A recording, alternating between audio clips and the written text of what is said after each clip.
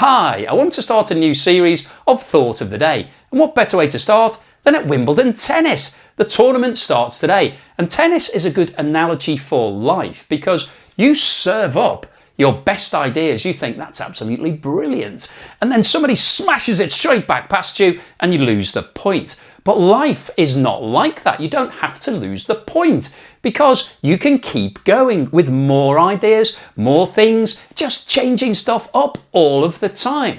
And when you look at tennis, I think it's really interesting when you look at the different styles of play.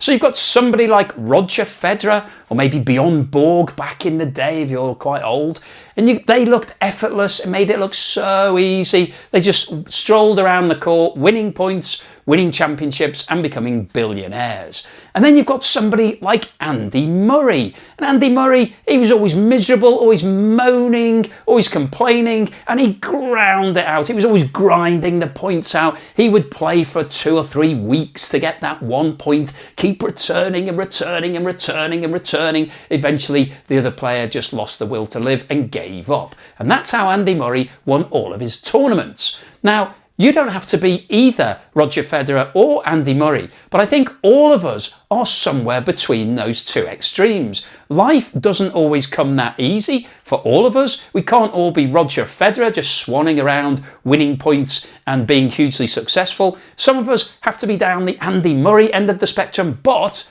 you don't have to be miserable whilst you're doing it. You can have a bit of fun. And I know Andy Murray is actually hilarious off the court, so I hear, but I haven't seen that yet. Anyway, the point is that life is different for all of us. Some of us have to put a lot of effort in, some of us don't. Or maybe it just looks like Roger Federer isn't putting that much effort in. I'm sure he practiced for millions of hours on his courts before he went to those tournaments and made it look very easy. And that's what you can take away for your life. You need to put the effort in. Once you've got an idea, you're thinking about doing something, you need to put the effort in, need to put the Andy Murray grind in. And then maybe when you turn up to actually do it, you can swan around like Roger Federer.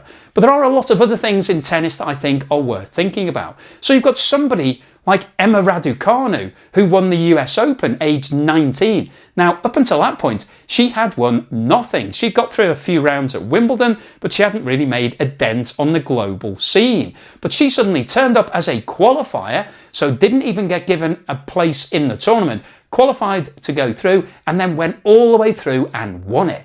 Now, if you think about that in the context of your life, if you're thinking about doing something, maybe it's starting a new business, maybe it's starting some exercise, maybe it's just doing things differently, maybe it's starting a YouTube channel like this, like me, then you should just have a go at doing it because you never know, it might work. Nobody in their right mind would have said that Emma Raducanu was going to win the US Open, but she did. She was the US Open champion, and that was incredible. And you could do the same thing, maybe not US Open champion, but something else in the context of your life. So the point of this video really is to encourage you to grab life by the balls. Take control of your life, do something different today. Maybe think about these players to inspire you. Think about tennis. If you hate tennis, then think about something else. But the point of today's video is really to make you think, well, I need to start doing something right now. I need to grab life by the balls before it's too late.